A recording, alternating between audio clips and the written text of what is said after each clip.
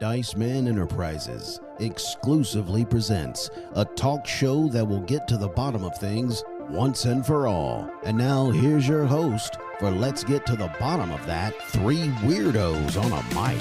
Hey guys, real quick before we start the show, I wanted to let you know kind of how we do things around here, how we do the podcast. If you've ever wanted to make a podcast, we use Spotify. Spotify's got a platform that lets you make a podcast really, really easy. And then they let you distribute it everywhere and even earn some money if you want a little change, cha-ching in your pocket. And they do it all in one place. And it's for free. That's the exciting part. It's called Spotify for Podcasters. Here's how it works. They let you record and edit podcasts right from your phone or your computer. And then they'll let you distribute your podcast to Spotify and everywhere else podcasts are heard. And if you want to take your conversations to the next level, they have really cool features like Q&A and polls. And those are the things that really get people and your fans talking about things. So with Spotify for Podcasters, you can also earn money, including ads and podcast subscriptions. And the best of all, like I said, it's totally free with no catch. Ever since I've discovered it, I feel like the options of the Q&A and the video options and the polls has really let me take the creativity of my podcasting to another level. I highly recommend you give it a try. Download the Spotify for Podcasters app or go to www.spotify.com/podcasters to get started today.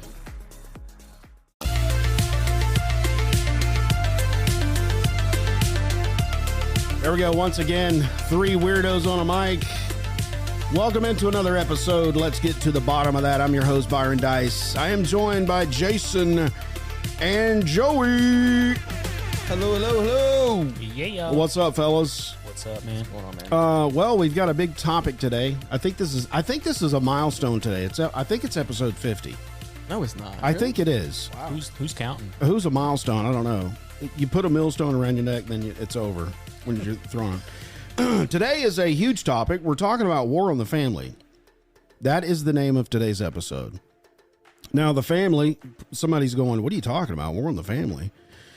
Well, it's not really a conspiracy theory, and usually we go into weird topics like that, but this is something to get to the bottom of because this is something that is being,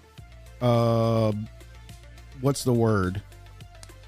Bombarded, destroyed, especially in our Western society. So I thought it was really key today, since we're talking about, and this is a lot of spiritual, scriptural stuff as well on today's show. I thought it was key to bring in a friend of the show, local pastor and listener, friend of the show is a listener. Well, I guess I don't know. That's kind of, I don't know. Anyway, Troy Bailey, welcome to the podcast. Yo, what you guys doing? No, that's the wrong one. That's I always the have to. wrong one. Yeah. Wow. I don't know where noises are. it's okay. Oro's the right one. Wow. Welcome into the podcast. I appreciate you being here. Thanks for having me. Appreciate it. That's always the reply, isn't it? You see Thanks that for all the having time. Hey, welcome to the. Guys, Thanks for I was having me. taking a nap before I was here, so I'm kind of ticked, but you know. Yeah, we woke you up. From Super. your Right, Super Tuesday nights at happy to 6 be is my nap time. Well, before we get started, does anybody have any housekeeping we got to go over like last episode or anything like that? I don't know. Everybody feel good? What do you mean? Explain. Well, I mean, did somebody like blow your phone up? Hey, you shouldn't have said that on the show last week. Oh. Okay. No, We're they're all always good. saying that about me. They're Okay. saying you shouldn't have said that on the podcast. Yeah. I know. Next episode. Or No, next, wait, hold on. Oh, go ahead. Yes, my kids. What do you got? My kids listened to one of the episodes. Oh, no. And I said a curse word. I said, Yeah. See, I was searching. I said hell. Oh, did you? I said hell. Yeah, because you were trying to be proper. You said, what the heck? And then he's like, oh, I got you. I got you, dog. What Let the me back hell? you up on that. This real man talk. And they said, Dad, you shouldn't have done that. I said, you're right. Well, it's good they didn't listen to the last episode because you like dropped a bigger one than that one. Which one was that? Well, I scrubbed through it and I couldn't find it. I knew what's in there though. No, it wasn't. Yeah, it was. What's going on with you? You said bro? BS. Oh, that's not a bad word, though. Yeah, but we've talked about this. Yeah. Jason, you we've just talked. say BS. Or Well, no, he said the actually word. Oh, gotcha. You're going to have to scrub that. You don't have a. I was trying to scrub. The I delay do. feature. I do have one, and usually if somebody says something like that, I'll hit this little flag and it'll mark my audio, and I just forgot and I couldn't find it. So I just said, It seems more of a failure. On it's your end Jason, let it than slide. Jason's. Oh man. I am a failure. I didn't So- say that, but okay. It seems more like one. It is. Okay, that's good. Your son listened to the show. That's great. We'll try not to say hell, except in the context that it's used. Yeah. Right. Today we're talking about war on the family. What does that mean? Well, let's go high level for a second. Okay. And to find out why there's a war on the family, we need to find out why the family fits into a culture and a society. Now, I'm about to go deep into some stuff that probably you're not aware of. But in Isaiah 9, verse 7, it says, "For us a child is born, a son is given, and the government will be on his shoulders." The government, key word, he will be called Wonderful Counselor, Mighty God, Everlasting Peace, and the increase of his government and peace will be no end. So already he's talking about Jesus. Jesus has got the government on his shoulders, yo, and it will not end. Psalm 2, 7 through 8. "I will proclaim the decree spoken to me by the Lord. Quote, you are my son. Today I have become your father. Ask me and I will make the nations your inheritance and the ends of the earth your possession." So, high level, government on the shoulders, father given nations to the son. Here's your inheritance. Has he got it yet? Not yet. That's to come. He's got some nations. He's going to get some nations, okay? We go to Matthew 28. This is when the Savior was on the planet. He said, hey, here's what I want you to do. I want you to go make disciples of what? Nations. Nations. That's right. What's his inheritance? Nations. Oh, what's his on his shoulders? Nations. Government. Yeah. Okay, I want you to baptize them in the name of the Father, Son, and the Holy Spirit. I want you to teach them everything that I've commanded you. So if you go out through the four Gospels, Matthew, Mark, Luke, and John, you can find a bunch of stuff that Jesus taught. It said, here is some commandments I want you to start doing. And he said, surely I will be with you until the very end of the age. So Jesus said to make disciples of nations. Well, what makes up a nation? People. Yeah. Specifically, people make up a society and a culture. Okay? Now, if we look at the one that I'm going to talk about this. You may have heard of this. It's called the 7 Mountain Mandate or the 7 Spheres of Influence. Never heard of it. Now, here's what you can do. I'm gonna be talking. Anybody around the table on the mics. Yeah. If you disagree, come on the mic. Let's have some conflict. Listeners, give me some comments in this comment section on Spotify. Oh, you're Okay. asking for it. Yeah, saying just bring it on, dude. I'm just telling you this is my stance. Okay. Okay? I believe this is what makes up a nation. There's 7 spheres of influence that make up a nation. You got religion, you got family, Okay. you got education, Education. you've got government, Government. you've got news, media, and commentary. Propaganda. That's like, yes. You got arts and entertainment. That's your movies. That's your art. That's your theater. Yeah. You got business and economics. Love it. Okay. It's true. All of those things make up a nation. And that's what is like business. Business will drive all the other spheres of influence. You got to have money for all these other things. Correct. Right. Government. You got to have a government to govern all the other spheres of influence. And this isn't just our nation. You can go to any nation and look. Yeah. Okay. So religion, for example, I say religion, mostly in our nation, it's Christianity. Okay. In other nations, you got Buddhist, you got Islam, you got Muslim, Hindu. but it's still there. And it's an active part of their society and their culture. Right. Okay. Now, education, that's a big one too. Yeah. Education is being onslaughted too, because that's kind of a branch off from the family. Because if you can't get your family right and the education is doing damage, and let's just call it government school, the public schools today, is damaging the family. Because a lot of that junk is seeping into the family. Okay. Now, yeah. All right. Let's go here. Now, Matthew 16:18.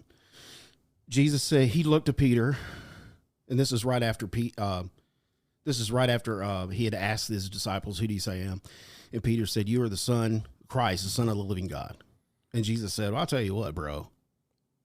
You're Peter, and on this rock," and what he meant was this rock of the revelation that gave you that I am the Son of God, that's what I'm going to build my church on, and the gates of hell shall not prevail against it.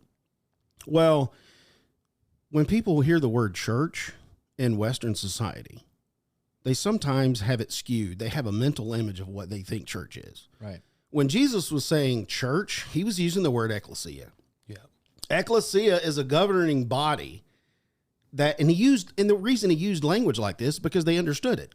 Caesar had an ecclesia, which is people around him that directed him, counseled him, gave him advice. That was his ecclesia. And when Jesus said, "Hey, I'm going to build my ecclesia," they knew exactly what he was talking about. Yeah. And when he said, "I will build my ecclesia and the gates of hell will not prevail against it," bottom line is the gates of hell that he was talking about, in my view and in my opinion, are these 7 spheres of influence that I was just talking about. So whoever's at the top of these 7 spheres of influence, that's where the gates of hell. Hey, hello? That's where the gates of hell are. You okay? Yeah. What was that? I better get my water. Somebody talk about yourselves. Anyone have any disagreements? I believe that's where the gates of hell are. Right. Because whoever controls the tops of these mountains, that's going to flow down, and either you're going to have a flourishing society or you're going to have one that is messed up, kind of like ours is today. Right. Yeah. So one of those, which what we're talking about, is the family mountain. So here's the big, go ahead. I said, I think it ties, all of this pretty much ties into every single one of those spheres of influence, the family, education, kids, media, all of those things is going to play a role really into their spheres of influence, and a couple of things. I don't know what the rest of your stuff says, but, I kind of wanted to go into a couple of those in depth of causes. Which one, the spheres? Education. Yeah. I mean, any of those things of how society nowadays has been controlling that or trying to gain control over those. Does that make sense? Yeah. So I don't know. We can get to that if you want to keep reading, but I think the high level thing is we're talking about the war on the family is the enemy from day one. So that's the who. That's the enemy. Okay. Yeah. World Health. He has tried. He, she, it, whatever he is, the enemy that's discussed in the Bible has been trying to get rid of the image of God. We did a Nephilim episode. That was the whole thing. I'm trying to screw up this DNA to mess up God's image. Man is an image bearer of God. How do you take him out?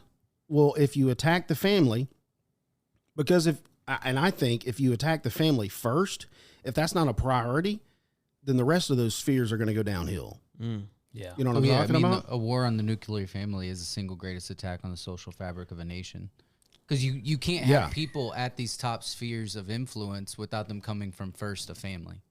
So if you can attack it at its core and adjust the foundation, crack the foundation, weaken the foundation, then you weaken the rest. And so, it's hands down. What is it? Vivek Ramaswamy. Vivek. Yeah, Vivek Ramaswamy. talked about in the debate last week. It's fantastic. It was I love that. It was a great quote about how I don't remember exactly what the quote was, but an attack basically on the family is, or that the family is the biggest governmental institute, and it's the most important. And so, I think if you attack the family, then you're attacking the rest. Which is why we're seeing, we'll go into depth, but it's why you're seeing public schools pushing back, saying we know what's best for your family. Right. Sit down and shut up. Those types of things, because if they can control what happens behind the closed doors of your home, then they can ultimately control the outcome of what happens out in the public square. Yeah. Yeah. And exactly. and what he was talking about specifically was fatherlessness. Yeah, which is an epidemic, a pandemic in and of itself. Yeah, which once you remove that aspect from the family, your chances are pretty much slim. Well, if you have to remove the father, because that's the The head. that's the pushback that you're going to get is from the masculine side of the equation. I put it down in my notes like this: an assault can't happen if there's strong leadership in the home. So how do you take care of that? How do you infiltrate easier? Well, you take the strong man out, right? That's right. You get him busy with vices and situations, throw him in jail. I mean, we could go into the racial aspect of that, the war on drugs, and how it ransacked, a whole generation of black fathers, for instance. And, there's a lot of deep things we could go in there, but the single greatest issue we face as a nation is fatherlessness in the home. And not just them being like shacking up with a lady and getting out of town. We're talking about even fathers in the home who are Not present. Yeah. not aware, don't care. Right. I mean, a majority of people going to church are being taken by their mothers. I mean, we got a whole Right. separate issue there. Right. But yeah, you can't. Those people, those fathers, I call them. Beta. There we go. Beta. Yeah, it can't happen if there's strong leadership in the home. So you take out the strong part, and the rest is easy. Yeah, I mean that's primarily what I have most of my notes on, is the attack on men themselves, kind of the undertaking of that whole Trying to get rid of masculinity. Right. A lot of my quotes are from the C.S. Lewis book, The Abolition of Man. Oh. Where it talks about this directly in the book, that from childhood, our education system was designed to take basically masculinity out of it. Explaining that, some of the emotions that, even down to the nature of its core, is like taking some emotion and telling a male that it's wrong to feel this way about a certain topic, and then from childhood growing into that. I mean, it's been orchestrated from day one to take our masculinity away. This is back. He wrote this book in 1943. And it was even back in those times. We were in the middle of a world war, and the concerns were taking like one of the things he says is he took a book called the Green Book, which is a book that they were giving to kids during that age, and it was basically like two guys talking about a topic, and it was pushed out through the entire education system. They're talking about a topic, and they're talking about how the feelings on this topic, there's a right feeling and there's a wrong feeling, instead of just the feeling of itself being obviously we're getting into some philosophical stuff here, but and then C.S. Lewis, the rest of the book just explains to him how that'll destroy a society. Like one of the famous quotes from the book is like, "We make men without chests and expect from them virtue and enterprise. We laugh at honor and are shocked to find traitors in our midst." That's good. And it's crazy to me, man. Like that's, again, like all of my notes are off of that, so I can kind of jump in here and there from there, but it's Sure, man without chest. Yeah, I mean the man is the leader of the family, like you guys were saying. Exactly. Like, it's our job, and not in a domineering way. No. Either. Yeah, but not in a domineering way. But it's our job to raise our kids, to be there, to show them how to be men. I mean, there's numerous books over that.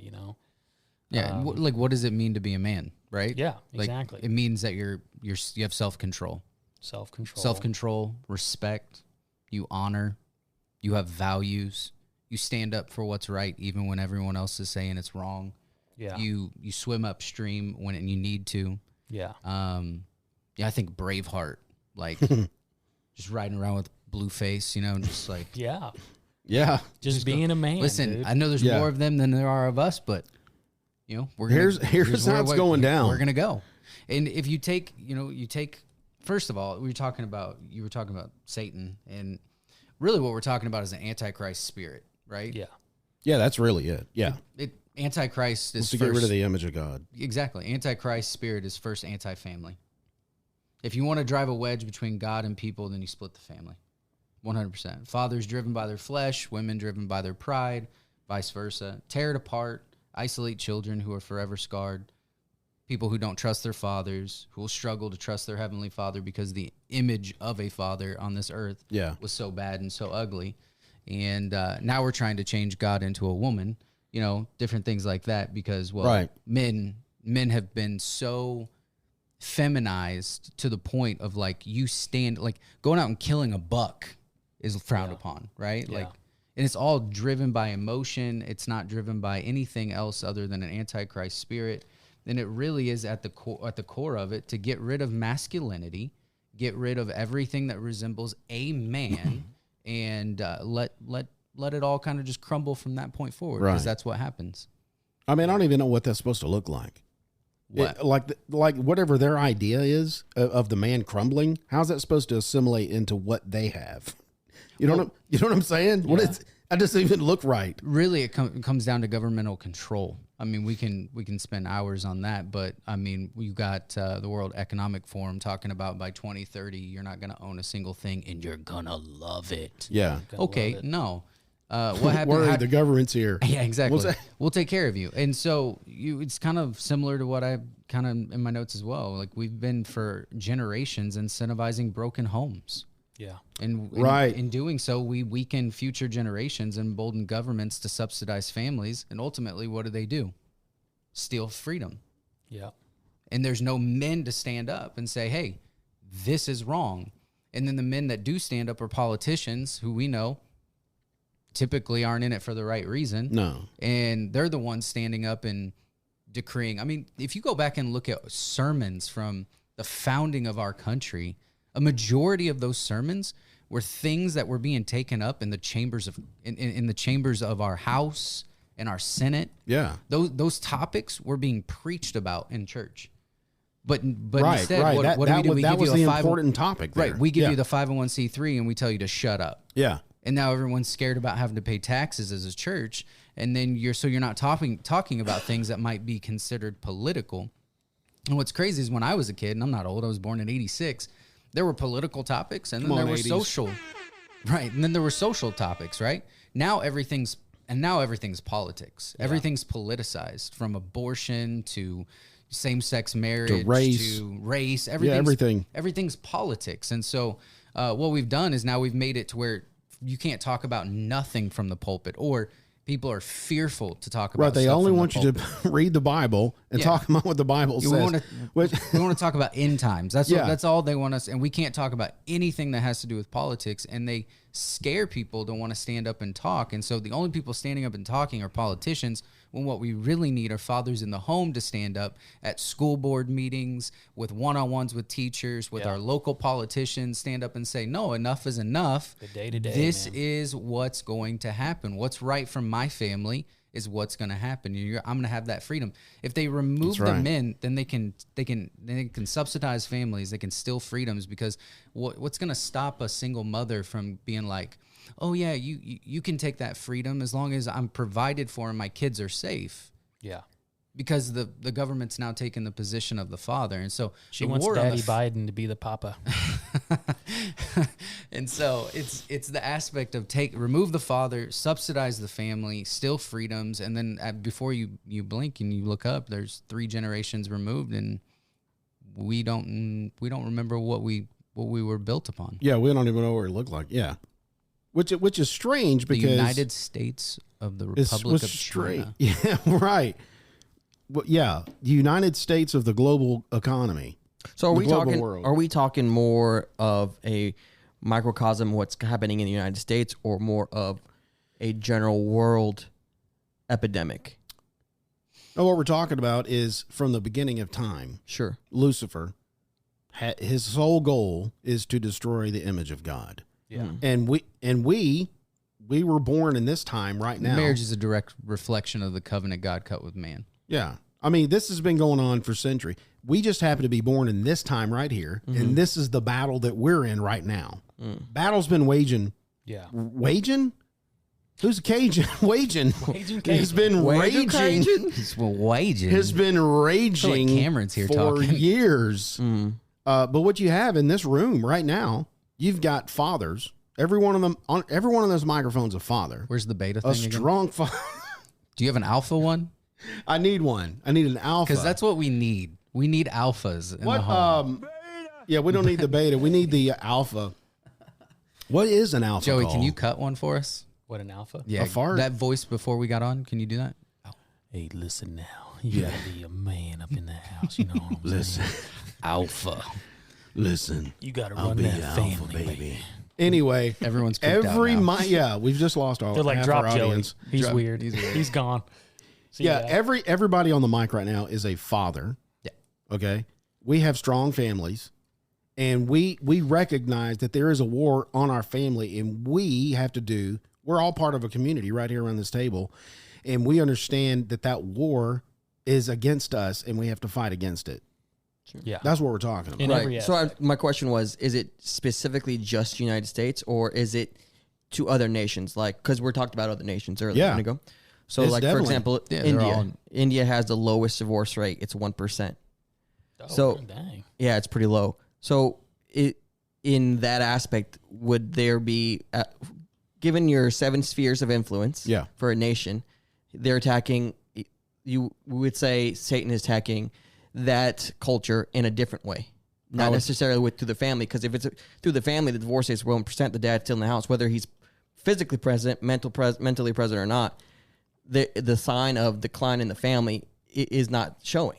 So there has to be another way that they're I'd say that the attack on that in that religion? nation is religion. through religion. Yeah. And then He's and got- then he's got a grip what's- on that one. What's the poverty rate and things like that? I think what we're talking about is more your Judeo-Christian, more like societies. Yeah. Yeah, the war on the where- family is the war on Christ. where we have a ton of freedom in. Now, I wouldn't say poverty is not an issue because it is, but yeah, I understand the question. I think it's a good question. Yeah, but I think think he I know where you're attacks in coming many from. different ways, but Yeah. here in America, it's for sure on the family. Yeah, for sure. Well, That's the main that's way. where it starts. That's the main one. I mean, Right. yeah. I would say It definitely hits in all the other ones for sure. Oh, definitely. Let me read this to you because that ties into that. Because today the assailants are fatherlessness, divorce. There's a 50% rate of that's probably gone up since I wrote Yeah, this. I think it's like 58%. Secular and Christian marriages in the church, abuse, homosexual marriage, pornography, and other negative influences that have brought great dysfunction to American life. Cocaine. God is calling fathers and mothers, both spiritual and biological, to bring order to chaos that the enemy has unleashed against families in America. He also wants to bring healing to marriages and relationships within families in order to maintain a moral foundation for children in the future to stand on. See, that's what we're talking about.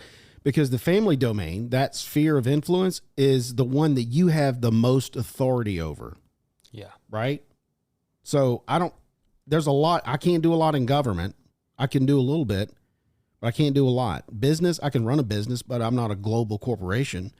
Religion, I can preach the gospel, but I'm not in a full-time ministry.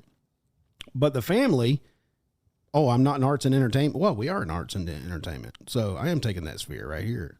Yeah. So yeah, don't discount that. But the family, that's the domain that you have the most control over. Because if you don't put that one first, the other 6 domains will start to crumble. And we see that today. If you look at statistics, for instance, the chances of somebody becoming a Christ follower, a Christian, giving their life to Jesus, the older they get, the more that percentage goes down. So it's a lot easier to disciple younger people than it is older people. That's not to say it doesn't happen. We see it happen in our church often. Yeah. But what the issue is that the discipleship starts in the home. That's it, And right Satan there. knows that. Yeah. For instance, we'll just go there. LGBTQ, that whole religion is going after children because they know people are not born gay. That's exactly what they know. They are made gay. If you believe that they were born gay, then you wouldn't be fighting to evangelize children to convert them to the religion of idolizing sex and worshiping Right. at its altars of perversion. You wouldn't be giving first graders material about sex positions No. in with various homosexual acts. Like Yeah, you wouldn't yeah, be doing yeah. that. You wouldn't be If doing they were drag truly- queen story hour. If they were truly born gay, then they would just evolve into being that. That's what it would be. But no, they know that that's not the case, so they have to evangelize schools. They have to be trained. And they have to go in there with their good news that you can do whatever you Right. want, whenever you want, with whomever you want. It's no big deal. There is no God. and it's turned into a religion. These are evangelists with the gospel. They're going in to evangelize and disciple people. And he's talking the sphere right there. They hate the fact that these things can be done behind closed doors, where I can set my kids down and say, no, you can't watch that show because it has that in there and it will warp your mind. Yeah. And that's why. And we disagree with that.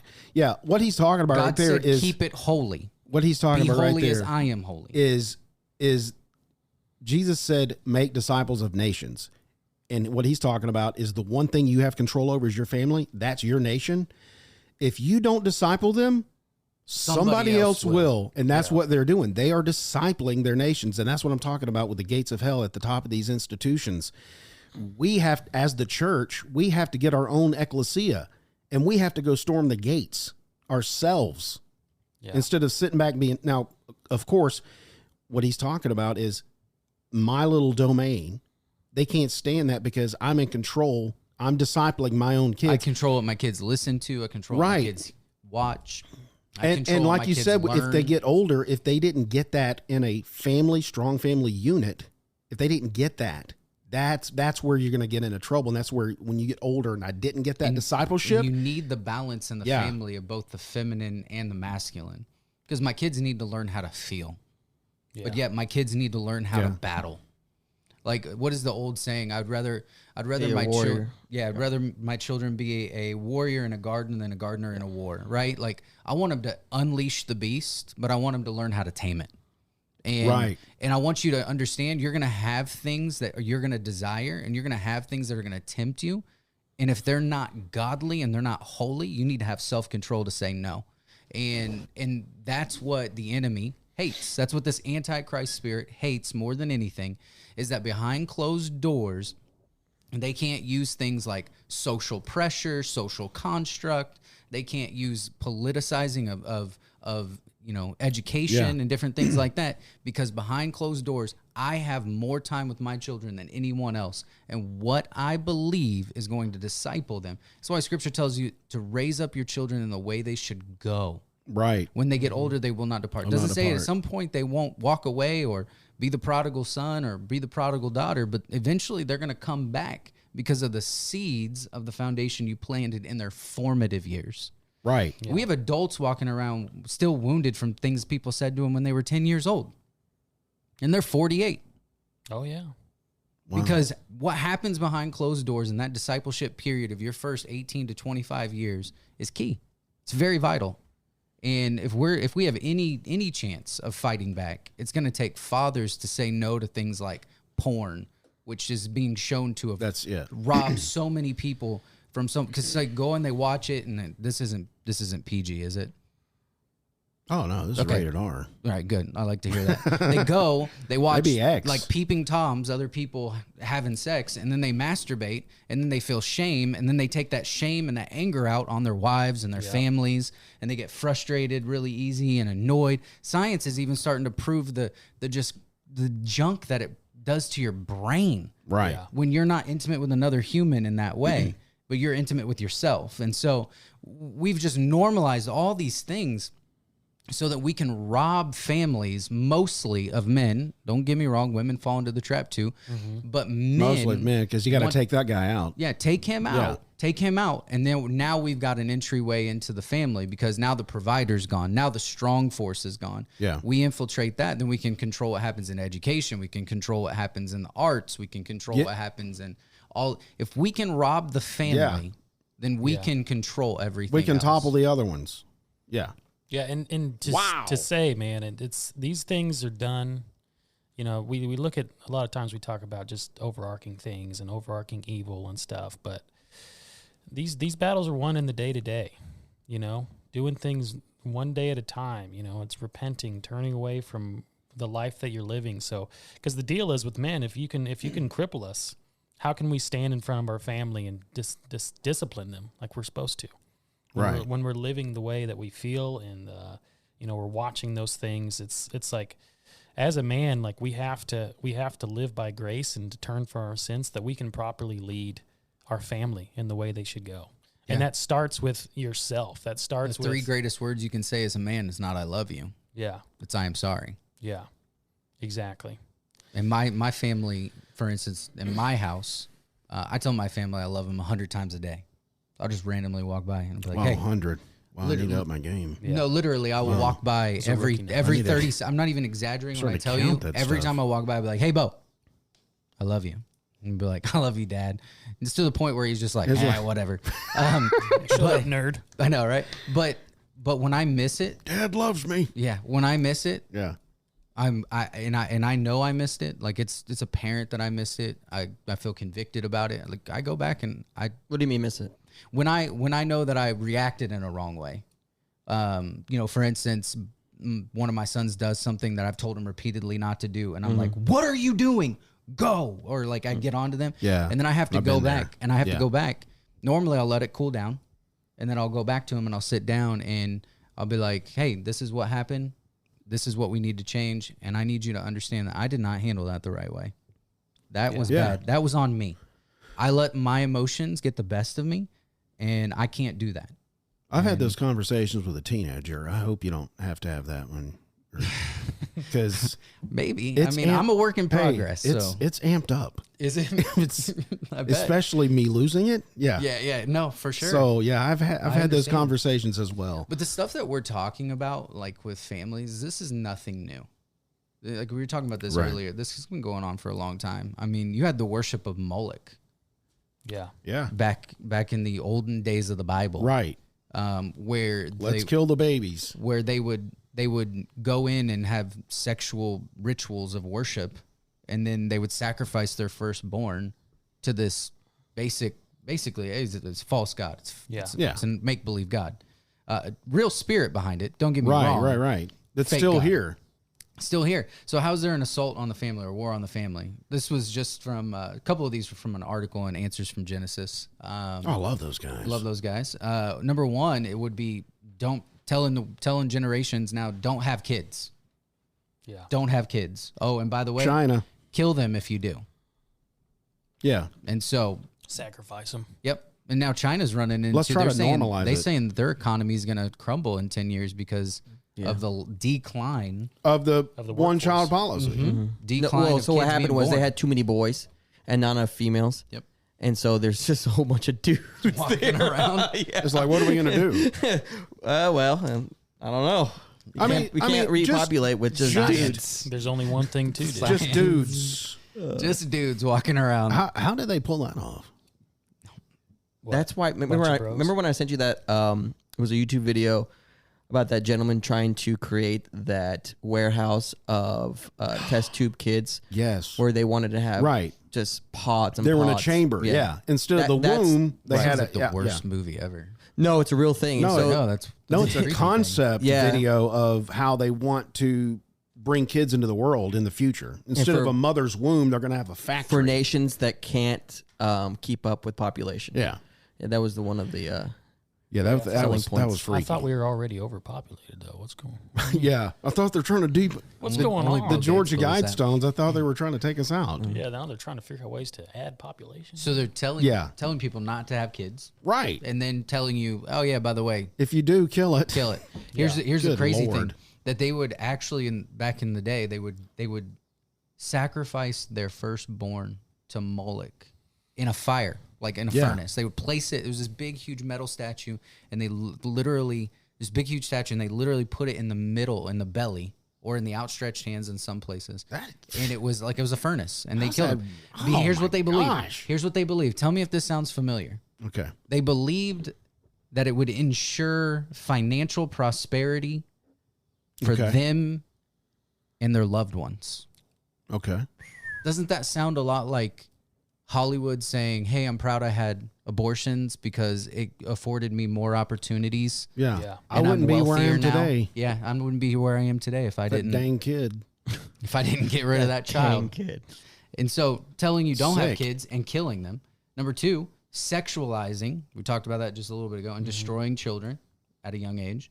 And then now we're talking about letting 12-year-olds decide if they want to be boys or girls. That's a whole different So, topic, but it's similar to what we're talking No, about. that's the same topic. Number three, kill the elderly, disabled, or ill. Now we're talking about euthanasia legislation. The youth in Asia. Yeah, the youth in Asia legislation. Yeah, what about it? And They Number rock. four, schools trying to dictate what's taught in schools, saying that we know better than you. Yeah.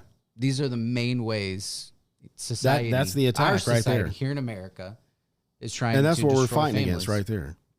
100%. What do you got, Jason? Nothing. I remember.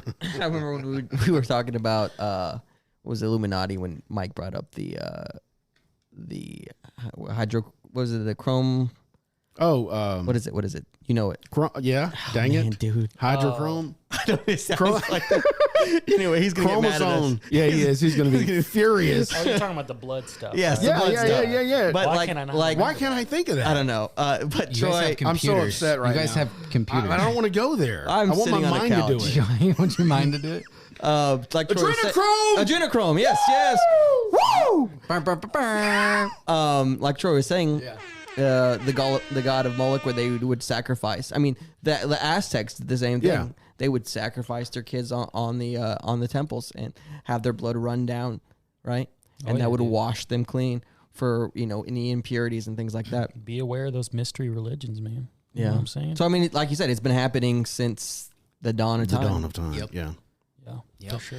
Let me read this real quick, because everybody's saying the same things, and I just like some of these quotes that I wrote down. Men are charged with the responsibility of being the primary initiator within the family. Women are designed to be supporters of the man to fulfill that role. Can I get an amen?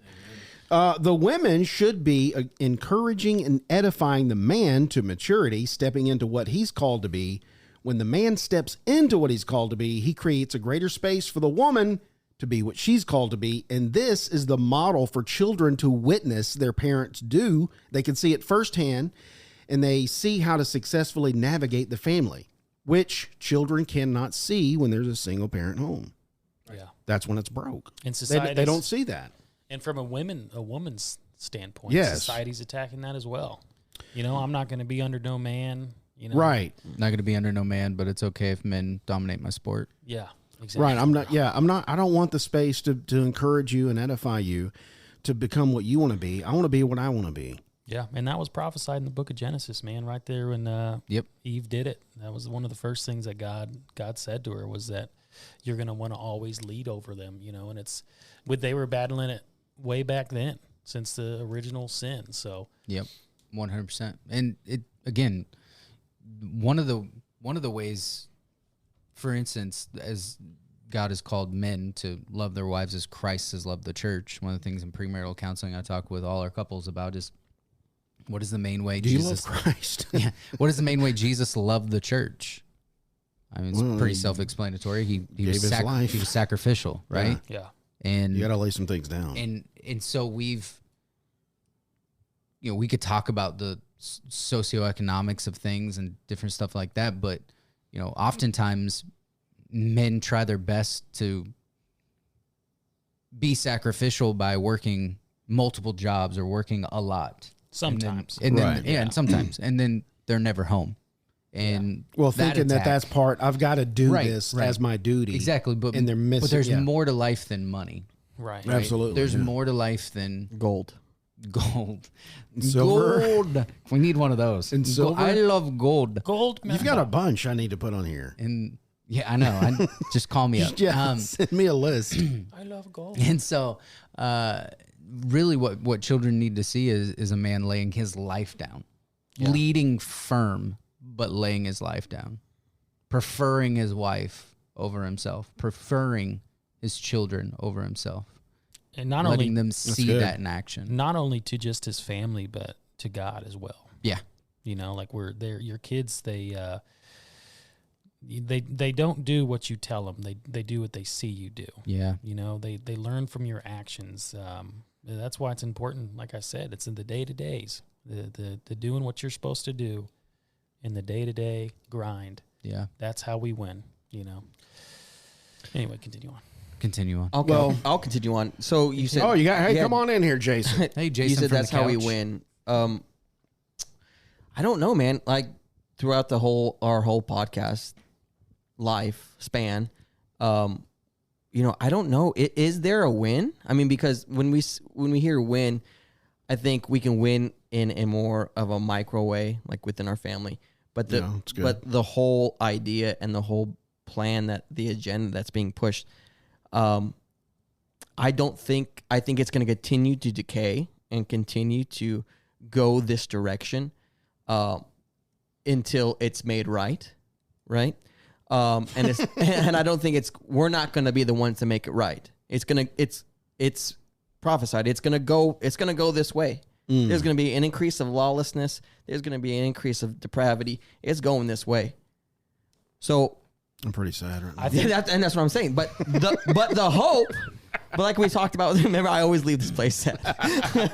But the hope is that one day, in those minor wins, those little wins day to day, like Joey was saying, those wins within the home, those are the ones that count. Not, we can always say, hey, what the schools can do better, or, let's do what the government can do and change. But let's be honest, that stuff's not changing. That's not changing. Yeah. We're not going back to Judeo-Christian values back from 1776. That's not happening. Well, man. Maybe part of us will when we have a civil war, but I'm not prophesying that, by the way. I would just be very surprised if that wasn't the case. But I would say this, that people's purpose hinges on me raising my kids. For instance, a small pebble even creates a ripple, right? Right. We need more of that. So what I do in my home, raising my kids, right? Bo, it's just piggybacking on what you're saying. Piggybacking on what you were saying. Yeah, what's he gonna do? He's gonna go out and he's gonna get a career or whatever it is, and then he's going to have the seeds of the gospel planted in his heart. What are yours gonna do? Yeah, and he's gonna come across people, and he's gonna share the gospel with others, and then they're gonna find their purpose, their God-given purpose of what He's called them to do. We got to storm the gates of hell. And so we may not ever take back a nation. We may never go start a new nation, but Jesus is going to split the clouds one day. Oh yeah. And we are going to be with him for eternity in a new heaven and a new earth. And I don't know about you, but I want to teach my kids how to plunder hell and populate heaven. Because when we go to be with him, whether we're called up into the sky or we are walking, or we die, or we're dead. Murdered. Yeah. Either way, I want a train of life change behind me. Yeah, those are those little wins, like Joey was saying. 100%. And those little wins, I think that's what matters. Yeah. Yeah, those little wins, not only just reaching other people, but you have to understand the reach that you have within the legacy of your family. Yep. So, Joey, when you teach your kids are going to teach their kids, and their kids are going to teach their kids. That's a legacy. Jesus did it with 12 people, man. Yeah. Changed the entire world. And you have 12 kids? I mean, you could do it. You want 12 kids. That's what I heard. I just want to, do the deed of having kids. Wow. You just want to practice? Did you say do the deed? If the kids Here on pop the out, it is rated X. If a kid pops out. What's happened? then there it This is. is turned. Reel back. The other thing that we can That's do. a great point, though. I'll give you that. That's a great point. But I don't think we should just lay down and quit. No, that's what I'm saying. So here's I think that's not quitting. That's the part where you don't quit. Right. But I see that. I still think we can storm the gates of hell, though. And another thing we do. I think that's storming the gate. Well, here's what I'm. Let me go. Go ahead. I got my thought. I think storming the gate. I think the church in the large church has missed it. Because when it talks about training up the saints for the ministry, they should be trained to go out into those spheres and storm the gates of hell. Well, instead, we've gotten into this society of, what do I got to do to make money? Oh, I got to go find a job instead of looking for their purpose. They go to find the 9-to-5 grind. They get married. They just do their thing. Oh, I'm a door greeter at church. Oh, I clean the bathrooms at church. Hey, I'm good. Hey, one of the best that we have, yes. by the way. What I'm saying is, it's more than that, because the church was so busy about saving souls, they forgot to plunder the gates of hell. Yeah, so they left culture at its. So if you're gonna storm the gates of something, what do you have to have? An army. Yeah. I mean, yes, but what are people weapons. in the weapons, right? Nuclear weapons. Nuclear weapons. Now, in one of the ways that we do storm the gates of hell is that we place the sword of the Spirit in our kids' hands. Yeah. We teach them how to fight. Spiritual warfare. We teach them what's right, what's wrong. We teach them how to stand, even when everyone else might be going a different direction. We teach them what's up, what's down. We teach them left, what's right. We teach them all the things that Scripture teaches us that are moral and good and just and right. And then not only that, we as fathers, we got to start pulling each other up. Right. Like encouraging one another and sharpening one another. And, hey, Jason, I saw how you were with your kids the other day, and I thought it was great. And, you know, I just had a conversation with Jason Snyder at our church. Absolutely love you, Jason, if you're listening to this. And but he grinded for years to provide for his family, and now they're living their dream out on a homestead. The homestead. And he's quit his job and now works for his wife. Pray for him. And no, I'm just kidding. Praise Jesus. And he's absolutely loving it. And so at the end of the day, he has done such a great job. And on Sunday, I pulled him aside and said, hey, dude, I see how you are with your kids. I love it. I absolutely love it. Yeah. And this is a mountain of a man in my eyes. Somebody who's... Well, that's not saying much. I'm not saying height, yo. Leave it alone. Leave it alone. Oh, it was just too easy, dude. 5'9", you're there too, though, bro. 175. Hey, dude. Bro. Hey, You're Joey. there too. Where am I at? You're on the short leg. You're on the too. 5'9" scale, What are you too. talking about, bro? I'm I'm the that five. Don't be I'm the throwing tallest stones one over- in this room, Right. and I'm short. Okay.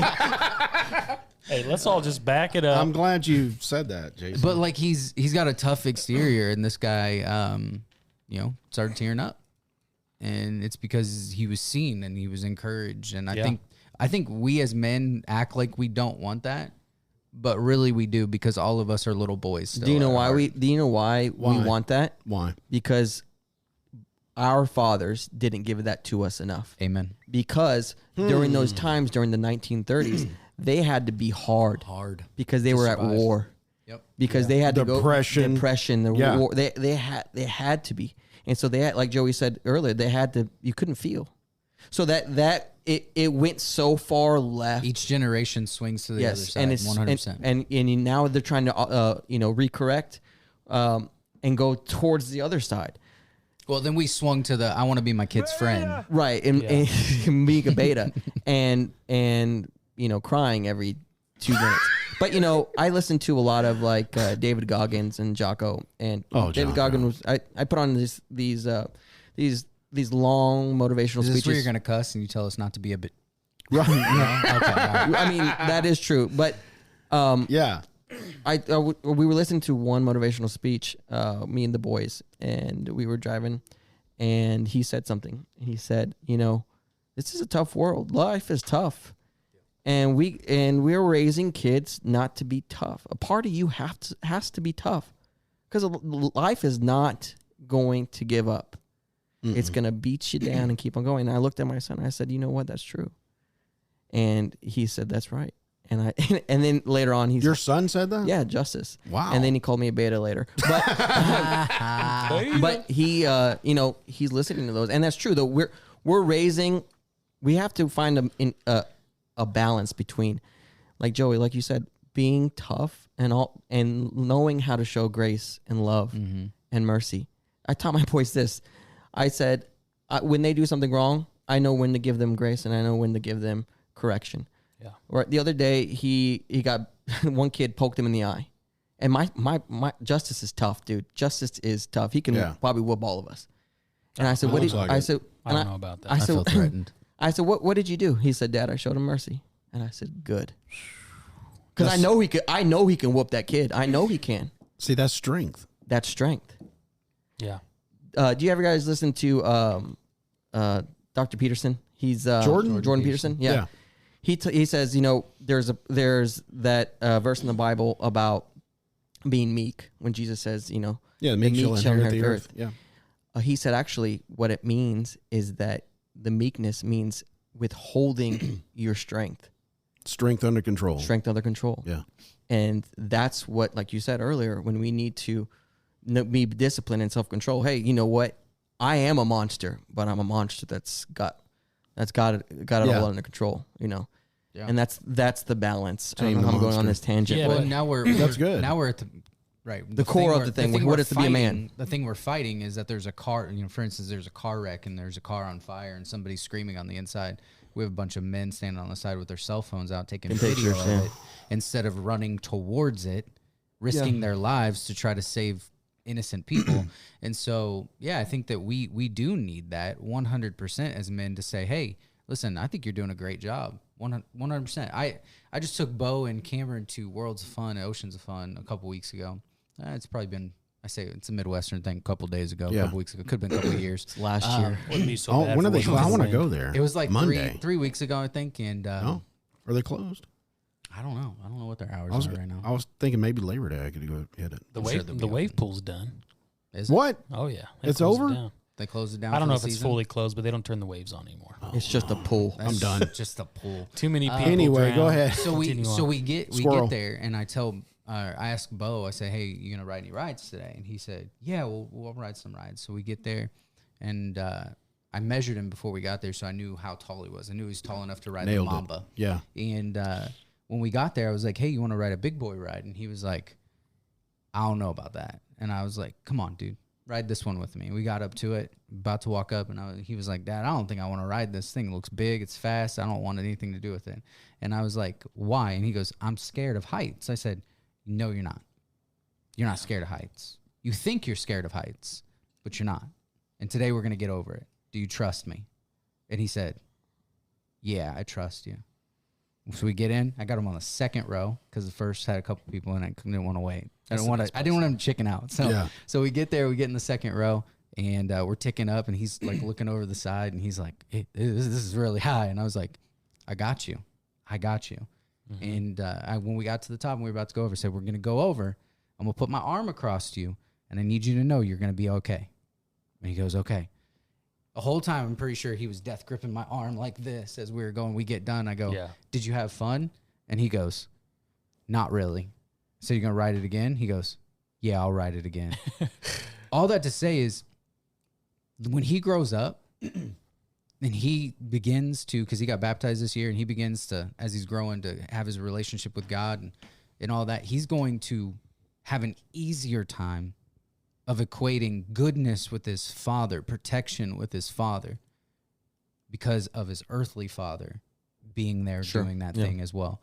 And so he wouldn't have done it if I didn't encourage him to do it. But I didn't push him to do it. I let him make the decision. But what I promised him was safety and protection in return. And he was okay with it. And what that does is that ripple effect from that day, I'll never forget it. He probably will. Wow. But that ripple effect from that day will go, well, right now his mind's only on Madden and defeating me in Madden. That's it. That's what his mind's set on.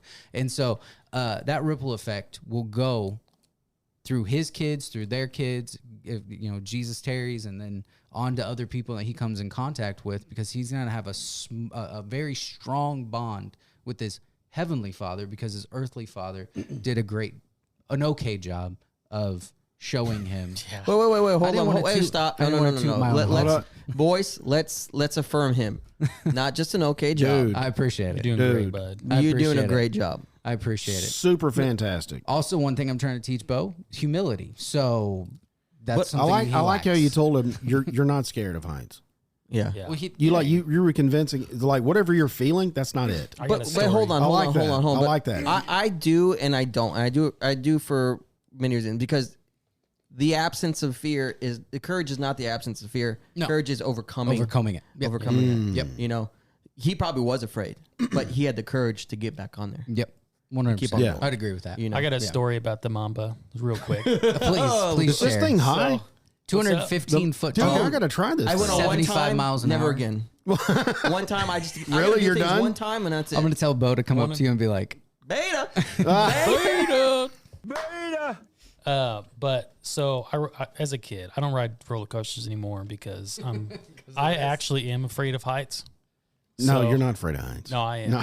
It ain't gonna work on me. It's not working on. I will be I'm right not going to here. fall into your I trance. will be right here, Listen, Joey.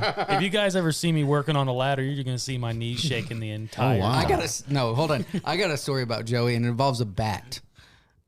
Oh, Wait, I've got bad stories. Oh yeah. Oh dude, don't get me We started had on a that. dead bat outside the church door, and I said, Joey, you want to help me with this? He goes, nope.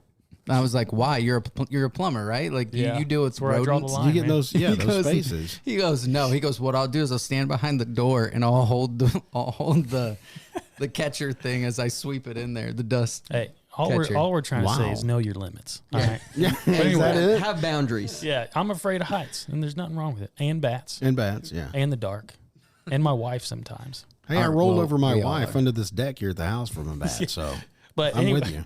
Anyway, we were riding the Mamba one time. I was riding by myself, and there's this guy. He was Captain Swolio, dude. Tatted up. Really? Oh yeah. You know, he was like, whatever. So I sat next to him because I was riding it by myself. I can't remember why. Maybe I didn't have any friends at the time. That's probably what it is.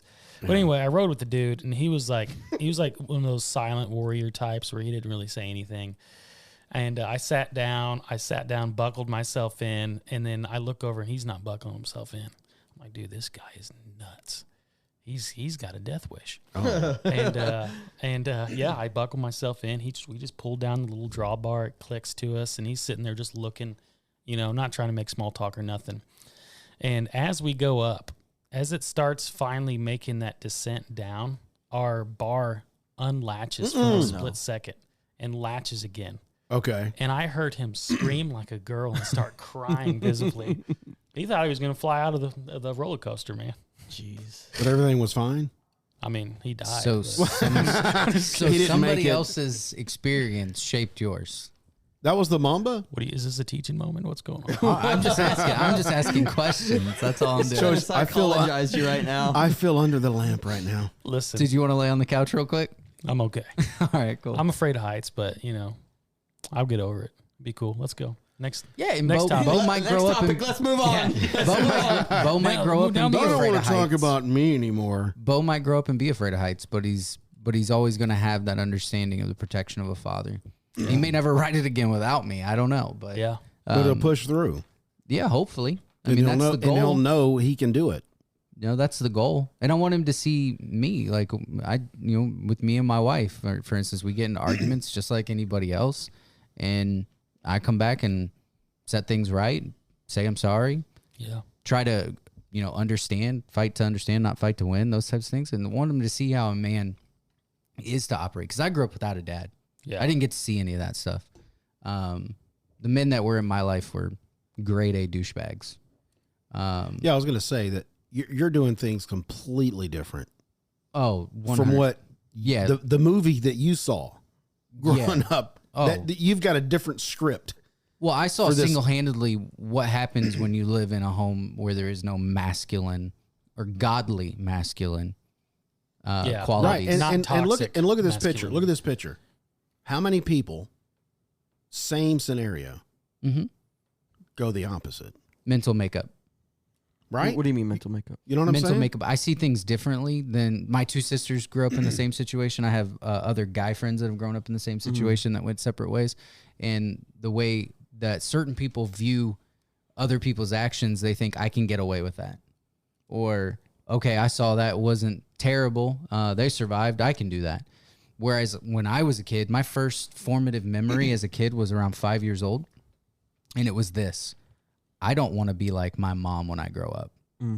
Because I saw I saw the cause and effect of everything. Right. I like to say it like this. When I look at the world, I look at it as dots.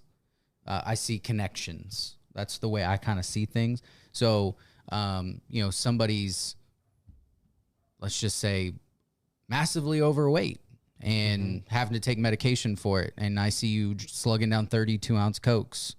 So good, though. I know, so good. I look at that and go, well, you should probably stop that, right? Like, that's just the way my brain works. It's like, hey, I see this does that. And so as a kid, It's I remember science. thinking to myself, like, I don't want to be like that person or that person in my life who's strung out on drugs or smokes cigarettes all the time or drinks till they're, passed out. Or like, I was around all of that growing up and knocking cocaine off library books and different stuff like that. But I just remember thinking, I don't want to live like that. Whereas, like, my sisters looked at that and said, that looks like a good time. People are getting away with things. I should probably do that too. And it's a mental makeup. Or here's another. This sounds like a story of the two twins that were in prison because their father was It's an like a alcoholic. psychology thing. Yeah, it's the same story. Both twins got, one of them their dad was an alcoholic, abused them. Same, let's just say the same story that you saw growing up. Yeah. One of them ended up in prison. One of them ended up a successful businessman. And they interviewed both and said, why did you turn out this way? The successful guy said, well, why do you think I turned out this way? There was no way I was going to turn out to be like my dad. Mm-hmm. The guy in prison, why do you think I'm like this? It's fascinating. I'm going to turn into this because my dad. Yeah. It's the same thing. But I think is we're talking about pushing like, through I can't just a minute help ago. I think certain people, I don't know if you're born this way or if it's like it's ingrained in you as a child or you just like your personality trait. I don't know what it is. I'm not qualified for that. But some people look at stuff and they want to make excuses while others look at stuff and try to push through or come up with a different solution. Yeah.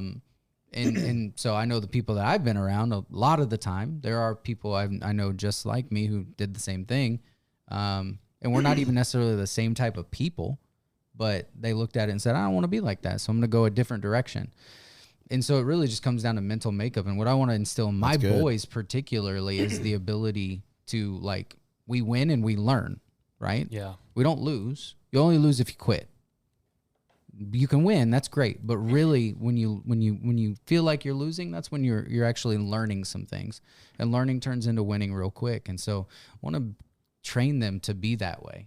Look at life through a filter that's not self-centered or all about me, but like helping grannies across the street, holding doors open for ladies, like things like this. And then when things get hard, you lose a job or a friend says they don't want to be friends with you anymore, like instead of whining about it, let's self-reflect, try to get better, try to be more Christ-like.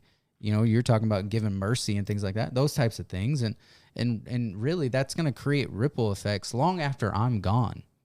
And yeah, maybe I didn't sleep with 100 chicks and I didn't do every drug under the sun and I didn't go, party in Ibiza, but I created a legacy that is eternal. And then my kids are going to go out and do the shape same things as well. And one thing I do want to add is like kids, like we were talking about it briefly the other day, where I have a boy and a girl. I have a boy and a girl. Congratulations. Yeah. Thank you. And you have two sons. Yep. Every kid, like you said, there's different makeups of every single child. Like every kid's going to think differently. Every kid's going to react differently. I have to parent my son differently than my girl. Like we were talking about yesterday, like I'm raising my daughter to be independent. I'm raising my son to be humble. It's just, you have to understand your kids. You have to understand, really yourself. You have to understand your wife. Like to have a healthy family, there's not like a one size fits all where, oh, he's this way with his kids. Like that may not work. Right. Right. Like, my wife is one of the most stubborn women you'll ever meet, Wow. And I'm one of the most stubborn men you'll ever meet. It's like whenever we get on a topic and we really start, so it's like we know each other to the point where it's like we have to handle our discussions differently. And I know my son, like I can't. My son's a very tender-hearted kid. He's like I said, we work on humbleness and with him. And it's like I can't be overly harsh with him because he's already soft. You know what I mean? So it's like understanding your kids and understanding your daughter. It takes being present. Yeah. Yes. Know that. Not only just being present, but insightful. I mean, that is insightful. And it's profound that you understand that about yourself. Yeah. You understand that about her. And you understand that about your two kids. Because a lot of people they can be present, but they don't observe and they don't ingest what they see. And they're not perceptive. Yeah, that's insightful, man. Because not many people know that. Well, and I think that comes from the old verbiage of pulling yourself up from the bootstraps. I feel like we have a whole culture of men that, they'll hear something lost like their boots. Well, no, not that. It's like they'll hear what we're talking about today, and they'll be like, they make a list in their head where I need to do this, this, and this, and this, and they're gonna fight like heck to make those things happen. But those battles aren't won by you trying to go out in the world and force yourself to do these things. Like the whole idea of Christianity is like our heart needs to be changed from the inside out. and that takes times to like humbling yourself before God. And these things that we're talking about, like running your family and stuff, like I'm under the belief that the Holy Spirit will do these things, but it takes you humbling yourself to lead your family humbly, that sort of thing. Like these aren't things like having a good godly family or a good family life. Like it's not there. You're not going to be able to do it on your own. It's just not. It's going to take other people. It's going to take friends. It's going to take other men lifting you up. It's going to take you laying your life down every day, and not, like I said, I mean, we operate out of an upside down kingdom. It's like you want this thing, but God will give it to you if you give your life to Him. You know what I mean? So, like, anyway. That's what I'm saying. That was good. That was really good. Wow, Joey. Really See, good. that's why he's on the show. Yeah. That's why we got him. He auditioned. He made it. This is why. Do your kids and your wife see you on your knees before God? Do they hear you worshiping Him? All those things. Like, you're not going to storm anything if first you haven't hit your knees. So I mean, that's just a fact. And so, what you're saying is true. We just had a situation today. I actually work a few hours a week for Chiefs flag football, and really? help behind the scenes putting camps together and stuff like that. And I got home today from their office, and on the way home, Alicia. Is that by Swope Park? Are you doing that Swope Park? No, it's actually 93rd and Metcalf. Gotcha. Yeah. So on the way home, call her. Hey, what do we got going on? I got to record a podcast. You want any food? And blah, blah, blah. And she was like, no, hey, this is what happened today. So Bo thought Cameron had erased one of his games off of PlayStation 5. Dude, I've been tragic. there. Tragic. Was Fighting words. pissed. Like Tragic. Rage monster, like mad. She, like, fire in his eyes, thought Cain and Abel situation was about to happen. About to smash your head with a rock. So she sat him down, had a nice conversation with him, told him to go upstairs, spend some time with Jesus. He went up for a few minutes, came back down, was calm. I'm better. He said he felt like God had told him that he needs to apologize, so he apologized. And he did all those things. And then she told him about the story of Cain and Abel again, and they recited it back. And she was like, this is what happens if you don't learn how to control yourself. You get to this point. And I thought it was really good. So when I got home, first thing I did is walked in, I kissed my wife, as I do every day. All right. And I told Bo, I said, turn the TV off. We turned the TV off. And I said, go to my bedroom. And he, yeah, Dad, okay. So I walking away, and Alicia goes, hey, Troy. And I was like, I turned around, I go, I got this. And so we walk in the bedroom, and I told him to sit down. I said, hey, you got a little bit of an issue today? You got a little mad? He just told me the whole thing. And I just told him, I said, listen, your video game's fake. We can redo it, right? It can be made again, right? Yeah. Your brother's real. Can you bring him back to life? And he was like, no. And I was like, so what am I saying? He goes, that I need to be calmer next time and not be so mad because I might do something I regret. Yeah, exactly. My wife did that long before I got home. All I was doing, instead of coming in and just acting like nothing happened that day and, my wife's got it, no big deal, I just solidified. It's kind of a reinforcement. Yeah. I solidified what she had already said. Affirming her. Yeah. But it wasn't just coming from her. It was coming from both of us. And that is what is needed. Men loving their wives as Christ loved the church. And in doing so, empowering and emboldening their wives and leading their children hand in hand with one another. When I hear parents talk about, I'm the disciplinarian and all that, and I'm like, I get the point, right? Like one's probably going to be the one that kind of forces the hand a little bit more than the other. But really, I look at that and I go, both of you should be doing the exact same thing. I mean, whether you spank or you ground or whatever, that's not the point. Are you both hand in hand on it? Are your children seeing a unified front? Are they seeing you guys? Because listen, children, they see a crack. Yeah. They're going to divide as quick as possible. Yeah. Well, Mom said, Dad said, no. Do you have a unified front? Do they see you on your knees? Do they see you leading? Do they see?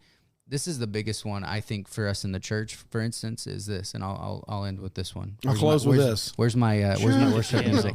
And so, we got some? No. Oh, okay. All right. Okay, I'll close with this. Do your children see the same you at church as they do at home? Boom. You're darn right they do.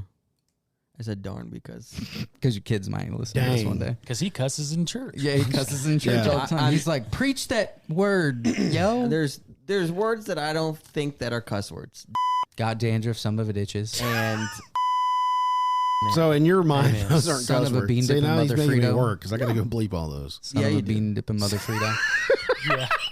You should add What way did you more than say? he actually said. Beep, beep, beep, beep, beep. Like, dang, he's Morse going code off. over Did you here. say Frito? Yeah, son of a bean dipping mother Frito. I have not heard hey, that like one. I said on the what was it, a couple weeks ago? Yeah. Go to Australia, they cuss out of the pulpit. Amen. It's Yeah. it's a cultural He thing. said, It's a amen. culture. Amen, bro. But we've had an epidemic for generations where on the way to church, mom and dad are yelling at each other, yelling at the Yeah, kids. you've seen that, yeah. And then as they get to church, it's like, put on a face, go fake Yeah. it. You know, and it's like, Don't make us look bad. don't make us look bad. We're And not it's like, fighting. Do they see the same you in both places? Yeah, If they do, authenticities. more often than not, you're gonna be leading kids down a path to Yeah. follow Jesus Yeah. later on. Well, they're not seeing our faith played out. Yeah. To them, it's not real. We go to this church, you pray to this person, but there's no physical change. Yep. Who is this guy? Who is God? I was obviously not making any changes in Yeah, I your didn't life. see anything happen with you. Yeah, why would I worship this? Yeah, what this person? Yeah. You were talking about wins, right? Like how do we win or whatever? Like for me, Yeah, how do we do a that? personal win for me as a pastor is simply this, and it's one of my heroes in the faith is Willie George. Down in The duck. Gospel Bill. Never Down heard of in you never heard of him? No, but Go- continue. Gospel Google. Bill, yeah. He planted and led Church on the Move in Tulsa, Oklahoma, and then handed it off to his son, Whit. And so one of the things that he talked about a lot was when he was leading the church is that everything he did was through the lens of, will my kids love the church when they get older?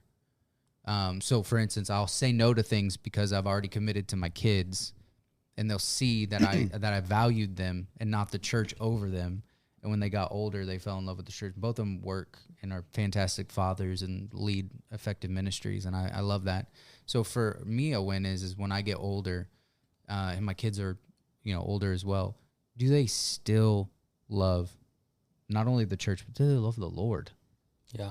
Because what they see him do in me, like you're talking about, Joey, what they see him do in me and through me, and when they see, like, they know me, they know the bad side of me, they see it, but do they see the humble? Do they see the work of the Holy Spirit happening in my day to day? Am I different from when they were, 7 to when they were 17? Yeah. Did they see growth? Did they see a consistency? Did they see me consistently pursue him? Yeah. Did I consistently get them in scripture with me? Did I teach them how to pray? Did I teach them who he is? Not just book knowledge, but did I show them? Yeah. Did he see them? Yeah. Did they feel him? Do they see the war on the flesh and the spirit?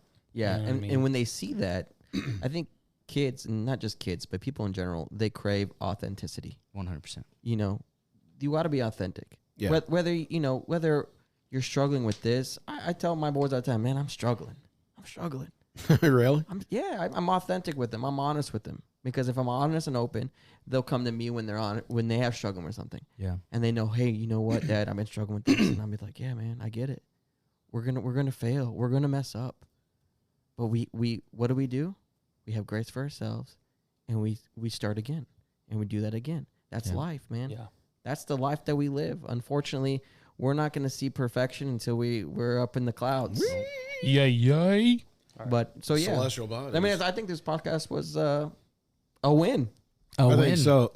We're talking about war on the family. Yeah, I still got a bunch One of more notes. point. Just kidding. Joey We can't can go wait. longer. I I'm here all night, really baby. want to make this point. If you're a eugenicist, you're going to try to get people not to reproduce and have babies. Okay? So, like, if you're a Bill Gates or a Jeffrey Epstein or a Rockefeller, what you want to do is make sure that TikTok, Instagram, or even Facebook, every time that there's a suggested feed or a feature in in their feed, you want to make sure that you show them boobs, butts, and bellies. The 3 B's of life. Yeah. And you want to make sure that you show them the most suggestive, deprived sexual behavior possible so that you can rot their mind, ruin their ability to co-bond, while at the same time having very little impulse control. And that is essentially what a lot of children are going through. Yeah. Sure, it's big tech, all right. But at the end of the day, why are parents putting phones with this kind of access in the kids' We need hands? a whole podcast for. You see what I'm saying? Get yourself a flip phone. Yeah, he So- talks about that in the book. He calls it subjectivism. It says he criticizes the prevalence of subjectivism, which denies the existence of objective moral truths. He suggests that without a shared moral framework, moral discourse becomes meaningless, leading to a loss of ethical guidance. Relativism. Wow. And here's my take. In order to win war on the family, you need a strong local church that creates strong local communities Chapel KC. that will put a priority on showing what God's word teaches on how to model a strong family unit.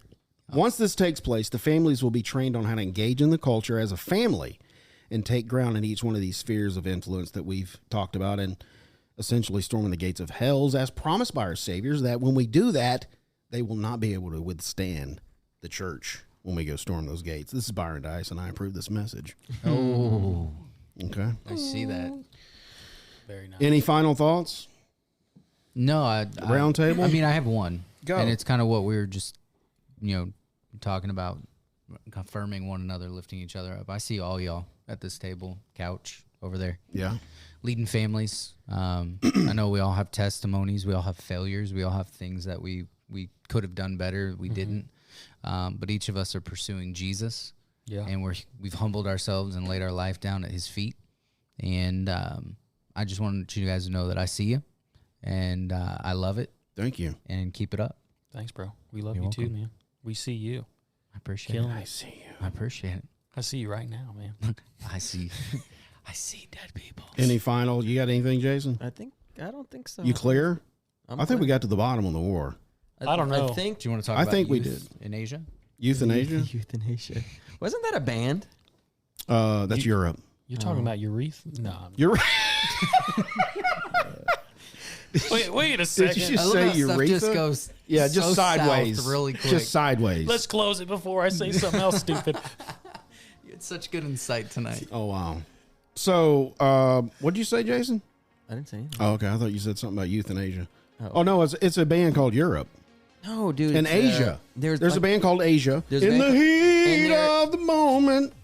Yes, that one. Yeah. And also, there's a band Toto's Africa. called like Euro. I don't know, man. I don't either. Hey, make sure you visit our website, www.bottomofthat.com. You can check out our blog for all our show notes and resource material. From there, you can find us on all our social media. But keep your phones out of the kids' hands. Yep. Instagram, Facebook, and Twitter. If you're It is a listening, band. Hold on. It is which a band. one? What is It it? is a Youth band. in Asia. Youth in I knew Asia. it was a band. band. Are you kidding me? Yes. Next week, you should open up with one of their songs. Oh my Oh, gosh. we can probably get copyrighted. That is incredible. Oh, make sure if you go to our website, you can support our podcast. There's a big blue button that says support the show. You can give 99 cents a month or up to $1,000 a month. I don't care. But if you want us to keep creating this content and you want to be part of it, hey, give us support. 1,000's the max. That's it. Well, you can give $1 million if you want, but I don't think What if they did? Oh my gosh. It don't that'd be sound awesome. If you're listening on YouTube, Rumble, and BitChute, and you like this episode, please share, subscribe, leave a comment. If you're listening on any other platform, please follow. Turn on notifications so you never miss when we publish an episode. If you did not like this episode, it's Troy's fault. I thank you I for take the blame. listening this long, and you can tune in next week. You might hear Jason say, Euthanasia. It's next a band. next week.